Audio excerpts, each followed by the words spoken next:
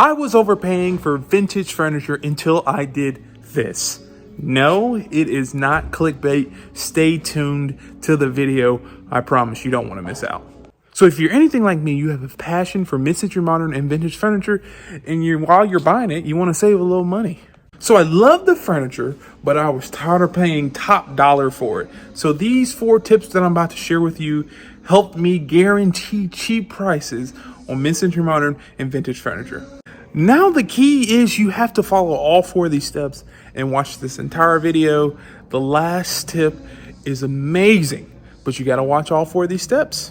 Tip 1, always, I know this is pretty simple, but create a budget and stick to it. Now, when looking at budgets, here's what I would do. I would do research on what you want and basically figure out what is the going rate for that. For instance, for a Broyhill Brasilia piece, a credenza is more expensive than a Drexel credenza would be.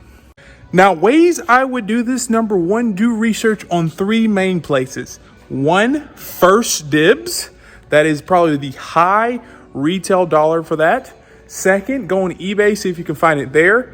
That is probably the mid retail. And then lastly, see if you can find it on Facebook Marketplace. That is the low retail.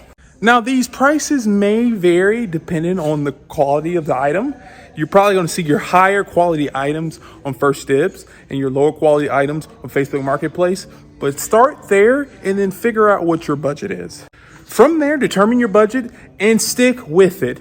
There's been times where I wanted to pay $250 and I saw something for $325 and I simply did not purchase it just because I wanted to stay within my budget. Tip number 2. It's all about sourcing. Find the best places to source the type of furniture you want. Now, here are some of my favorite places to source furniture. Number 1, antique stores. Number 2, estate sales. And number 3, thrift stores. Now, depending on what you want and how long you want to look at something determines which place you go to.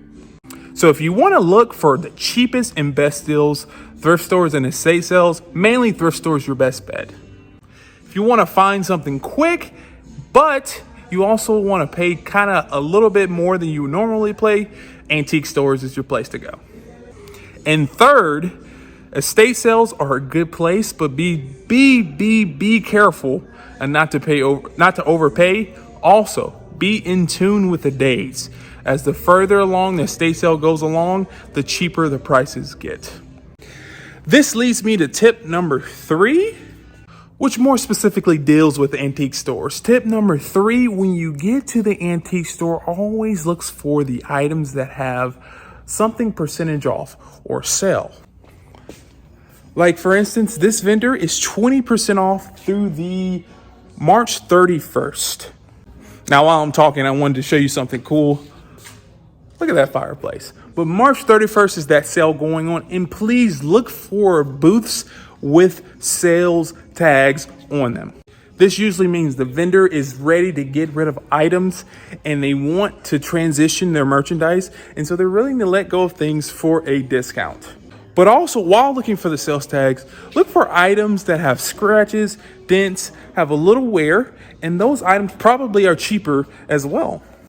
But be on the lookout for the sales, like that, and the scratch and dent section, so to speak. That is how you get good deals on furniture and items. Trust me, it works every time.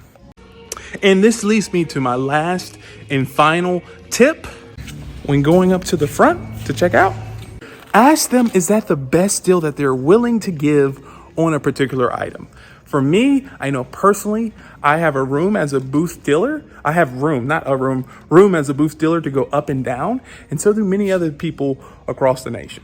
So when you go up to the front, ask, is this the best price you can do? Normally, they're willing to take 10 to 15% off, and that's how you save money.